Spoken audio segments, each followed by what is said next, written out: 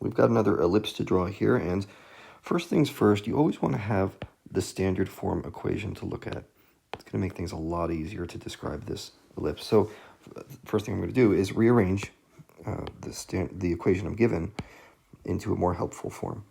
And what I like to do is start off with my x's over here, 4x squared plus 16x, and now I've got my y's to look at. I've got 25y squared minus 200y, and I'm just going to move that pesky 316 over to the right side, negative 316 over here. And now let's do some GCFs. It's not the only way to do it, but I find this helpful as I think through it. You've got 4 factored out. That leaves 4x squared plus 4x inside. And you've got a 25 factored out from this one. And what that leaves behind is y squared minus, what is this, 8y? I think it's going to be 8y. Okay, negative 316.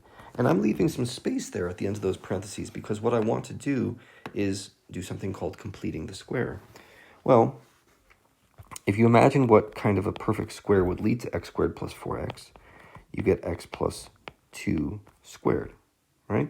Except what else would you have into that? You see you'd have something else introduced by this plus 2 squared right there. You're going to have a plus 4. So we have to keep track of that by adding it to both sides. Okay, and let's do the same for the next one. What kind of square would we have for the y's? Well, that would be 25 on the outside, and this is going to require a y minus 4 squared in order to get that minus 8y. But what's going to happen when you do that? You're going to get, a plus 16 for this one.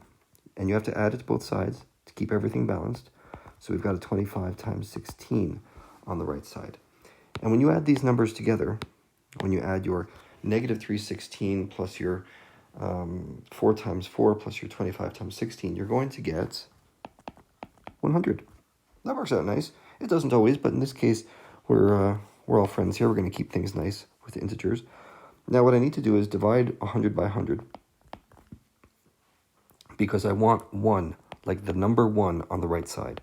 So I'm going to divide everything by 100 so I can cancel this part out and turn that into a 1. Okay, that's my goal. Now as I simplify the rest of these are not bad. This is really nice. I get x plus 2 squared over 4 over 100 is the same as 1 over 25. And then 25 over 100, well, that's just 1 over 4. So we get a 4 right there. And 100 over 100 is just 1. So this right here is a really nice way of talking about ellipse equations because it tells us so much about what's going on in our picture. And you can just take this and consider this your standard form, right? That is your answer to this first part, your standard form of the equation. Well, I want to point out some things. This value right here, this is called a squared. This value right here, this is called b squared. Typically, we just put a with x and b with y. And what you notice is that a squared is greater than b squared. Well, that means we're dealing with a horizontal ellipse. In other words, like this picture, it goes further in the x direction than it does in the y direction.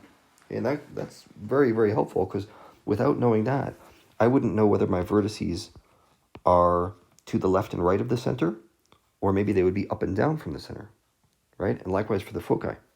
So that's a very important point to note at the beginning of this. So the center is located according to these little guys, right? My h and my k values. Remember to flip the signs around because your standard form equation has x minus h and y minus k.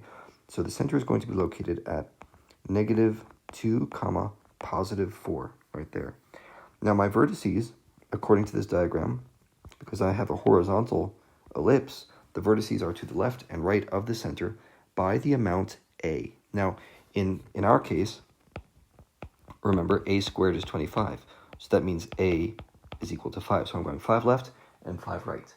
So 5 left from the center gets me to negative 7, 4. And 5 right from the center gets me to 3, 4. Okay, so that's pretty easy. The co-vertices they're like vertices, but, in the short direction. So these are going to be going up and down in this case by the quantity b. Now we know that b squared from that formula is 4. So that means b is equal to 2. So they're going up and down by 2 from the center. So that's going to be negative 2 comma 6 and negative 2 comma 2 from the looks of it. And now where are the foci located? Well, the foci, and this is sometimes a hard equation for people to remember, c squared is equal to the absolute value of a squared minus b squared. Okay? And that equation, you can use that for both horizontal and vertical ellipses, because this absolute value symbol right there takes care of the case when a is greater than b and when b is greater than a. It's going to give you a positive number in both cases.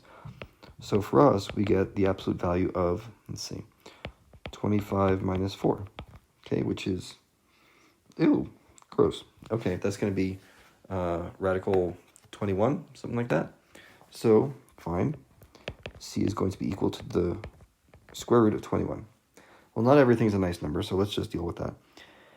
The foci, remember, are located left and right because this is a horizontal ellipse. So you go left and right from the center by square root of 21.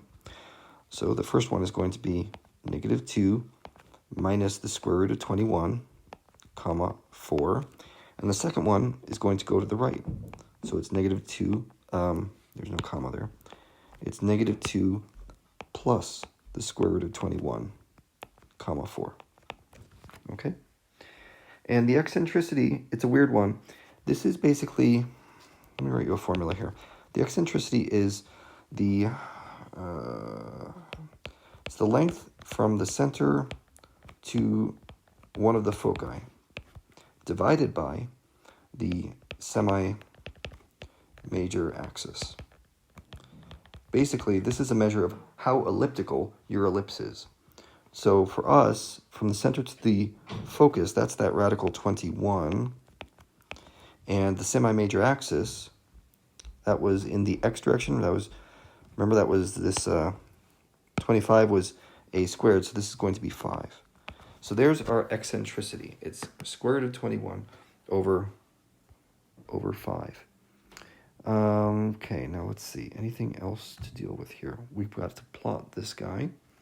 So what do we get for our plot? Well, you just take all your stuff from earlier and put that on here. So I like to mark my center first. That really helps me get grounded. This is negative 2 comma 4. So there's the center, and through it goes the semi-major axis going 5 left and 5 right. We already talked about this one. So is that 5? Yeah, negative 7. Okay. What is this not working right? Oh, negative 2 comma 4. Oh, yeah. All right. I learned how to plot coordinates better. Negative 2 comma 4 is up here. So 5 to the left and 5 to the right. 1, 2, 3, 4, 5. There we go. There's my semi-major axis. And my semi-minor axis, that goes 2 up and 2 down. So that's going to look more like this. And personally, I just like to put some dots on here to really make it very clear where those vertices are and the co-vertices, like so. And you see these, what I've just drawn checks off A and B of this homework problem. I want the points of the vertices and co-vertices, the segments of the major and minor axes, and the ellipse itself. So it's easier to draw with this nice little handy tool down here for ellipses. Okay, this guy. It's actually pretty neat. And that's it. That's how we draw a horizontal ellipse.